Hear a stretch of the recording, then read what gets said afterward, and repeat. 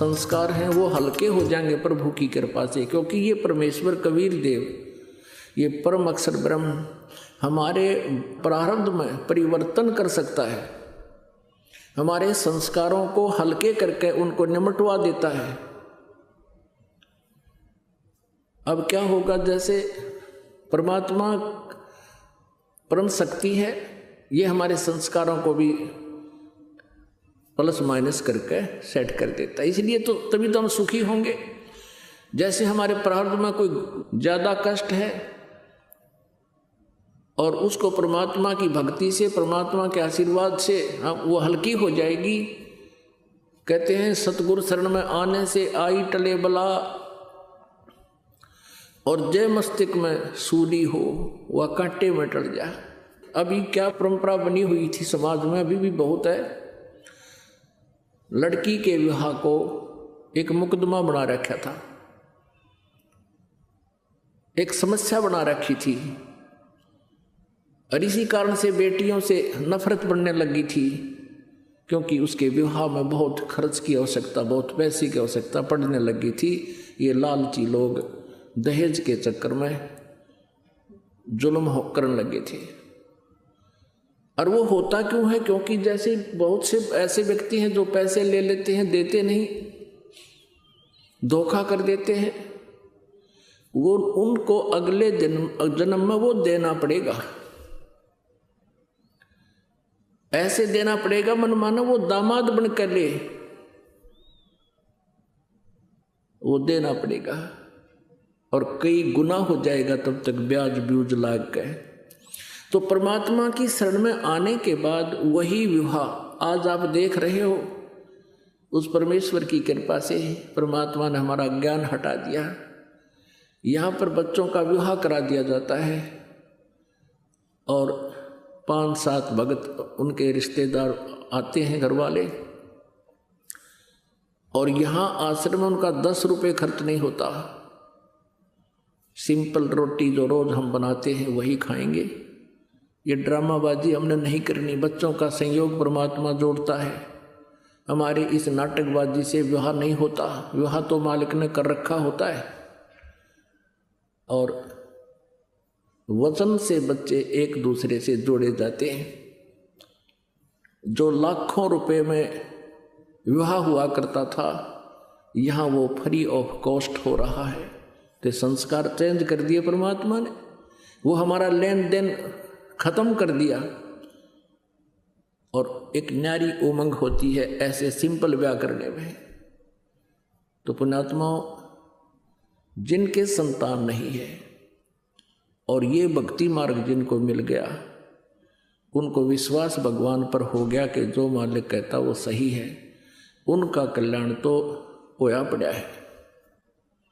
और दूसरे जिनकी दृढ़ विश्वास मालिक पर हो गया, संतान भी है, बच्चा ने भी लाओ लाइन पर, कल्याण उनका भी गारंटीड है। लेकिन हमने यहीं तक सीमित नहीं रहना चाहिए कि हमारी संतान नहीं हुई। यदि ये मार्ग ना मिलता, और जिन बहन विशेषकर इस बात को सहन नहीं करती, और वो सहन करना चाहें तो संसारिक लोग कोई ना कोई इंजेक्शन जरूर ला दे रोज या तीसरे दिन, या तो कोई पड़ोसन आवेगी पूछेगी एक बहू का कोई बालक नहीं हुआ, 5 वर्ष हो गए ब्याह ने, तो ये कहेंगे कि ना कोई दया नहीं हुई भगवान की, एक जातक तो चाहिए था। अब वो तो इंजेक्शन ला के चली जा पाछे, तो वो पुत्र वधू वो बेटी बहुत देर तक रोती है, सोचती है भगवान मेरे से क्या गलती बन गई, मुझे संतान क्यों नहीं मिली। एक संतान मिल जाती दुनिया का मुंह बंद हो जाता। अब यदि ये ज्ञान समझ में आ जाता फिर तो बातें खत्म होगी, कोई कुछ भी बांटो, कहीं जाएगा तो नींद में बांट रहे हैं कहते रहेंगे। और यदि ये मार्ग नहीं मिलता, उन बहनों के साथ क्या बनता है,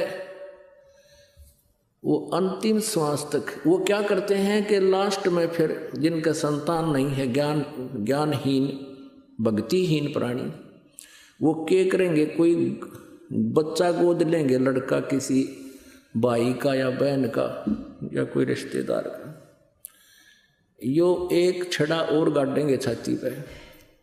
और फिर क्या होगा? अब तो बात तो बिगड़ रही है, क्योंकि संसार का बहुत व्यवहार बिगड़ गया बच्चों का। फिर घर में कहा सुनी भी होगी, बच्चे की पुत्रवधू भी होगी गोद लिए हुए की। फिर बूढ़ा बुढ़िया बैठ कर रोया करेंगे, नो कहे हमारा बेटा होता था कि आज नो कहता मेरे को। वो तो समस्या पैदा करेगी गोद लेना वाली तय। और अंत में क्या होगा फिर उसके साथ? उस संतान का अभाव फिर भी सतावेगा। मरते समय तक भी वो बहन वो माई यही करती हुई मर जाएगी, हे भगवान मेरा संतान होती।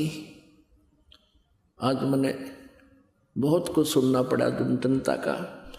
अगले जन्म में जो काल उसकी इसी दुर्गति करेगा, या तो कुतिया का जन्म देगा अगले 8 जाम एक कब्र में संतान, या किते सुअरी की जुनी देगा। एक ही टाइम एक ही ब्यात पे 12 जब पैदा करेंगे तो खूब जान के छक दे, या तेरी कसर ईब काट दे। तो परमात्मा कहते हैं इस काल के जाल को समझो। परमात्मा ने जो भी कर रखा है उसमें संतुष्ट रहो और अपना पीछा छुटवाओ।